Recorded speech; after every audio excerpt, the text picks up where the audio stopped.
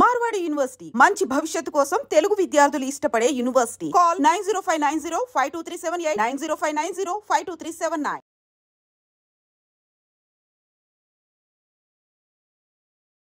అంబేద్కర్ కోనసీమ జిల్లా రామచంద్రాపురం మండలంలో తీవ్ర విషాదకరమైన ఘటన చోటు చేసుకుంది. రాయవరం మండలం వెంటూరుకు చెందిన పిల్లి రాజు 39 సంవత్సరాల వ్యక్తి తను చేసిన అప్పులు తీర్చలేక పిల్లలిద్దరినీ బలివ్వాలనుకున్నాడు. తాను కూడా ఆత్మహత్య చేసుకోవాలి అనుకున్నాడేమో తెలియదు, కానీ ప్రాథమికంగా పోలీసులు చెప్తున్నటువంటి వివరాల ప్రకారం రామచంద్రపురంలో ఉన్నటువంటి ఒక కాలువలోకి, అక్కడే ఒక కార్పొరేట్ స్కూల్లో, పేరుగాంచినటువంటి కార్పొరేట్ స్కూల్లో ఇద్దరు పిల్లలు, సందీప్ 15 ఏళ్ల బాబు, అలాగే 6 ఏళ్ల పాప కారుణ్య, ఇద్దరు కూడా చదువుతున్నారు. వాళ్ళని నిన్న మధ్యాహ్నం 12 గంటలకు స్కూల్ నుంచి తీసుకొచ్చి ఇక్కడ రామచంద్రపురంలో ఉన్నటువంటి ఒక విలేజ్ కాలువలో అవి ఇద్దరిని తోసేయడం జరిగింది కసాయి తండ్రి. అంతలోనే ఆ పాప ఆ కాలువలో మునిగి చనిపోగా, ఆ చిన్నారి ఎవరైతే బాబు 15 ఏళ్ల బాబు 2 కిలోమీటర్లు తనను కాపాడాలంటూ ప్రాణాలు అరచేతిలో పెట్టుకొని 2 కిలోమీటర్లు ఈదుకుంటూ గజపతి నగరంలో ఉన్నటువంటి ఒక వంతెన వద్దకు చేరుకొని నన్ను కాపాడండి అంటూ ఆ పిల్లాడు పెట్టినటువంటి కేకలు వెంటనే స్థానికులు అలర్ట్ అయ్యారు. ఎక్కడి నుంచి కేకలు వినపడుతున్నాయి, పిల్లాడు ఎవడో ఏడుస్తున్నాడు అంటూ ఆ వంతెన దగ్గరకు చేరుకుని అబ్బాయిని రక్షించే క్రమంలో ట్రీట్మెంట్ కూడా ఇప్పించడం జరిగింది. స్థానిక హాస్పిటల్కి కూడా తరలించారు. అంతలోనే ఏమైంది బాబు అంటే, మొత్తం స్కూల్లో ఉన్న నన్ను, చెల్లిని మా నాన్న తీసుకొచ్చి ఇక్కడ కాలువలో తోసేశాడు, ఆ తర్వాత స్కూటర్ పైన వెళ్ళిపోయాడు అంటూ ఆ పిల్లాడు చెప్పిన మాటలు ప్రతి ఒక్కరు గుండెలను తాకాయి. అక్కడ ఎవరైతే ఈ బాబు బాధని చూసినటువంటి ప్రతి ఒక్కరు కూడా కన్నీళ్లు పెట్టుకున్నటువంటి సందర్భం ఇక్కడ చెప్పొచ్చు. ఇతను 39 సంవత్సరాలు ఉన్నటువంటి పిల్లి రాజు ఆ విలేజ్లో, మీ అందరికీ తెలిసే ఉంటుంది, విలేజ్లో హోమ్ అప్లియన్సెస్, గృహోపకరణ వస్తువులు అప్పు మీద ఇస్తూ ఆ తర్వాత నెలవారీగా వాటిని డబ్బులు వసూలు చేసుకుంటూ ఉంటారు. వీళ్ళు 2 వీలర్ పైన హోమ్ అప్లియన్సెస్ అవి అమ్ముతూ ఉండటం, తర్వాత కొంచెం అమౌంట్ ఎక్కువగా వేసుకొని నెలవారీ కట్టించుకోవటం, లేకపోతే 10 రోజులకు ఒకసారి కట్టించుకోవడం, ఈ వ్యాపారం చేస్తున్న ఇతను ఒక్కసారిగా నష్టాల్లోనికి వెళ్ళిపోయాడు. ఆ వ్యాపారంలో పూర్తిగా నష్టం రావడంతో ఆల్రెడీ తన భార్య అయినటువంటి విజయతో కూడా అప్పులు భరించలేకపోతున్నాను, నా వల్ల కావటం లేదు, ఇక మనం ముందుకు వెళ్ళలేము కాబట్టి చనిపోదామంటూ ఒక నిర్ణయాన్ని కూడా భార్య విజయతో చెప్పినప్పుడు ఆమె వారించిందంట.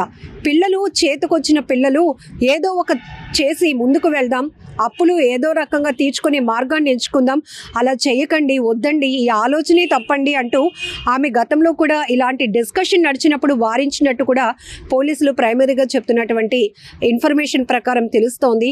అయితే ఏమి నిర్ణయించుకున్నాడో, పిల్లల మీద కక్ష సాధింపేంటి అనేది ఇప్పుడు పెద్ద ప్రశ్న. మొన్న కాకినాడలో జరిగినటువంటి విషయం ఇంకా మర్చిపోకముందే అక్కడ ఇద్దరు పిల్లల్ని కూడా తను ఒక మానసిక పరమైనటువంటి సమస్యతో బాధపడుతున్న వ్యక్తి, పిల్లలు పోటీ ప్రపంచంలో ముందుకు వెళ్ళలేరేమో, పరుగు పెట్టలేరేమో, కాబట్టి వాళ్ళు వెనుకబడుతున్నారు అని చెప్పి పిల్లలిద్దరినీ కళ్ళుకి గంతలు కట్టి, కాళ్ళు చేతులు కట్టి, తర్వాత బకెట్లో నీళ్ళల్లో ముంచి చంపేసినటువంటి ఒక కర్కశమైనటువంటి తండ్రి. తాను కూడా ఆత్మహత్య చేసుకున్నప్పటికీ కూడా ఆయన చేసింది చాలా ఘోరమైన నేరంగా చెప్పొచ్చు. అంత దారుణంగా పిల్లల్ని హింసించి చంపేస్తున్నారు.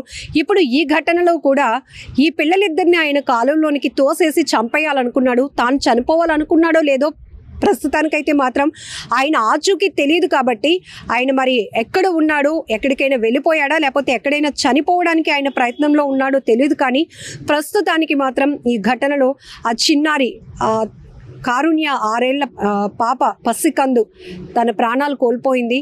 15 ఏళ్ల బాబు ప్రాణాలు అరచేతిలో పెట్టుకొని తను ఈదుకుంటూ స్థానికుల సహాయంతో మొత్తానికి బయటపడ్డాడు ప్రాణాలతో. ఎంత దారుణం! ఆ తల్లి గుండెలు అవిసేలా రోధిస్తోంది. అప్పటికే చెప్పాను కదండి, ఎందుకు ఇలా చేశారు, పిల్లల్ని ఎందుకు చంపాలనుకున్నారు, మీరు ఎక్కడికి వెళ్ళిపోయారు, మీరేమైపోయారు, మీరంతా లేకపోతే నా పరిస్థితి ఏంటి, అప్పులు ఎవరికి లేవు, అందరికీ ఉన్నాయి కదా, ప్రతి ఒక్కరూ చావే పరిష్కారం అనుకుంటున్నారా, కాదు కదా, ఏదో రకంగా ఈదుకుంటూ వస్తున్నారు జీవితాన్ని, ఎందుకు ఇలా చేశారు అంటూ ఆ కన్న తల్లి రోధిస్తున్నటువంటి రోదన ప్రతి ఒక్కరి గుండెల్ని తాకుతోంది, బాధ కన్నీళ్లు పెట్టేస్తోందని చెప్పొచ్చు. ఎందుకు ఇలా చేస్తున్నారు, ఎప్పటికప్పుడు ఎప్పటికప్పుడు మానసిక నిపుణులు హెచ్చరిస్తూనే ఉన్నారు. ప్రతి ఒక్కరికి ఈ మధ్య స్ట్రెస్ ఎక్కువ అవుతుంది, విపరీతమైన ఒత్తిడితో జీవితాలు ముందుకు వెళ్తున్నాయి. కానీ ప్రతి దానికి ఒక సొల్యూషన్ ఉంటుంది. పరిష్కారం లేని సమస్య అంటూ ఇక్కడ ఉండదు. దానికి ఏం చేస్తే దాన్ని అధిగమించగలుగుతాం, ఏం చేస్తే కుటుంబాన్ని కాపాడుకోగలుగుతాం. ఇక్కడ కూడా ఇప్పటికే ఆయన అప్పుల ఊబిలో కూరుకుపోయినప్పటికీ కూడా కార్పొరేట్ స్కూల్లో చదివించమని ఎవరు చెప్పారు ఆయనకి? ప్రభుత్వ స్కూల్లో చదివించవచ్చుగా, ఫ్రీ ఫీజులే కదా. అసలు ఫీజులే లేనటువంటి చదువులు వద్దని ఎందుకు అనుకోవాలి? కార్పొరేట్ స్కూల్స్లో లక్షలు కట్టలేక చనిపోతున్నామని అలాంటి పనికిమాలిన నిర్ణయాలు ఎందుకు తీసుకోవాలి అనేది ఇప్పుడు ప్రతి ఒక్కరు కూడా ప్రశ్నిస్తున్నటువంటి అంశం.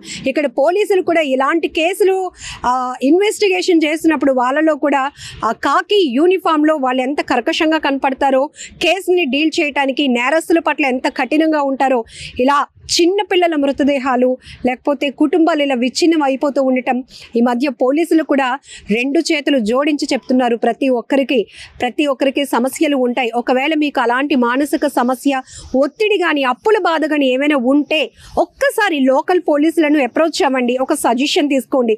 లేకపోతే విపరీతంగా మిమ్మల్ని ఎవరైనా వేధిస్తున్నారో అప్పులు తెచ్చమని దానికి ఒక సొల్యూషన్గా పోలీసులను అప్రోచ్ అవ్వండి. లేదు ఇన్ని అప్పులు అయిపోయాయి, నేను చేస్తున్న వ్యాపారంలో నష్టపోయాను, నాకు ముందుకు వెళ్ళడానికి దారి లేదు, కానీ పిల్లల్ని భార్యని ఎలా పోషించాలి నాకేం తోచలేదు అన్నప్పుడు సైకాలజిస్టుల దగ్గరికి వెళ్ళండి. జస్ట్ వాళ్ళ సజెషన్ తీసుకోండి. అక్కడ ఒక ఒపీనియన్ దొరుకుతుంది, సజెషన్ దొరుకుతుంది, సొల్యూషన్ కూడా దొరుకుతుంది. అంతేగాని పిల్లల్ని చంపి మీరు కూడా చనిపోవాలనుకోవడం ఏంటండి? అంత దారుణమైన ఘటన హైదరాబాద్లో కూడా ఇదే జరిగింది. చంద్రశేఖర్ అనే ఒక పెద్ద ఆయన పిల్లల్ని 9వ తరగతి చదువుతున్న వాళ్ళని 7వ తరగతి చదువుతున్న కొడుకు కూతుర్ని చంపేసి భార్యతో సహా ఆయన కూడా బలవన్ మరణానికి పాల్పడ్డాడు. ఈ మధ్యకాలంలో ఇలాంటి వార్తలు చెప్పాలన్న భయం వేస్తోంది. చూసే వాళ్ళకి ఇంకెంత దారుణంగా ఉంటుందో మనం ఒక్కసారి అర్థం చేసుకోవచ్చు. ఆ చిన్నారి పాప కారుణ్య 6 ఏళ్ల పసికందు ఎంత విలవిలలాడిపోయి ఉంటుందో. అయ్యో నాన్న మధ్యాహ్నం స్కూల్ ఇంకా నడుస్తుండగానే 12 గంటలకే తీసుకొచ్చేస్తున్నాడు, ఎక్కడికైనా తీసుకెళ్తాడేమో, ఏదైనా పార్క్కి తీసుకెళ్తాడేమో, లేకపోతే ఇంటికి చుట్టాలు వచ్చారేమో, ఇవే ఉంటాయి పిల్లలకి ఆలోచనలు. ఎందుకంటే స్కూల్ టైమింగ్స్ ఉన్నంత వరకు పిల్లలకు అలవాటుగా ఉంటుంది. కానీ మధ్యలో ఏదైనా పర్మిషన్ పెట్టి తీసుకువెళ్ళాము అంటే పిల్లలు ఎక్కువ శాతం ఆలోచించేది ఇప్పుడు మనం ఏమైనా ఊరెళ్తున్నామేమో, మా నాన్న ఎక్కడికైనా తీసుకెళ్తున్నాడా, ఎందుకు సడన్గా స్కూల్ నుంచి తీసుకెళ్ళిపోతున్నాడు అని వాళ్ళు స్కూటర్ ఎక్కినంతసేపు వాళ్ళ చిన్న మైండ్లో అదే మెదులుతుంది. కానీ ఇలా తీసుకొచ్చి కాలువలో తోసేస్తాడు అని ఆ పసికందులు ఇద్దరు కూడా గమనించలేకపోయారు. కన్న తండ్రి వాళ్ళ ప్రాణాలు తీయటానికి ఇలా సిద్ధపడ్డాడు అని కూడా ఆ పసికందులకు తెలియదు. ఏదేమైనా చాలా బాధాకరమైన విషయం. దయచేసి ఒకసారి అర్థం చేసుకోండి. ఈ మధ్యకాలంలో ఎక్కువ అప్పుల వల్ల జరుగుతున్నటువంటి బలవన్ మరణాలు చాలా బాధ పెట్టేస్తున్నాయి. ఒక్కసారి మీరు కూడా కోలుకోవడానికి ట్రై చేయండి. ప్రతి ఒక్కరిలో చాలా సమస్యలు ఉంటాయి, అప్పులు ఉంటాయి, అనేక రకాలు ఉద్యోగపరమైన ఒత్తిడి ఉంటుంది, లేకపోతే భార్యాభర్తల మధ్య ఇష్యూస్ కావచ్చు, లేకపోతే సొసైటీ నుంచి ఏదైనా ఒత్తిడి కావచ్చు, బంధువుల నుంచి కావచ్చు. అవన్నీ కూడా తాత్కాలికమైనటువంటి సమస్యలే.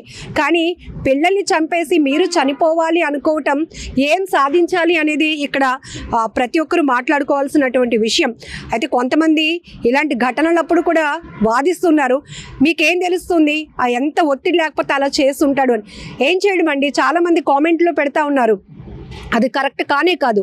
అసలు బలవన్ మరణం అనేది చాలా చెడు ఆలోచన. అలాంటిది కన్న బిడ్డల్ని చంపాలనే ఆలోచన చాలా క్రూరమైనది. ఇది అతి క్రూరంగా కన్న తల్లిదండ్రులు చేస్తున్నటువంటి హత్యలుగానే పరిగణించాల్సిన అవసరం కూడా ఉంటుంది. పోలీసులు కూడా ఈ కేసు విషయంలో ఒకవేళ ఆ తండ్రి బ్రతికి ఉన్నా చనిపోయే ఉన్నా కూడా అతని మీద మేము కేసు కడతామని కూడా చెప్తున్నారు. ఏదేమైనా ఒక రిక్వెస్ట్గా మీకు చెప్తున్నాం, కొంచెం స్ట్రాంగ్గా ఉండటానికి ట్రై చేయండి. ఏదైనా సమస్య ఉంటే సైకాలజిస్టులను కూడా సంప్రదించి సొల్యూషన్ తీసుకోండి.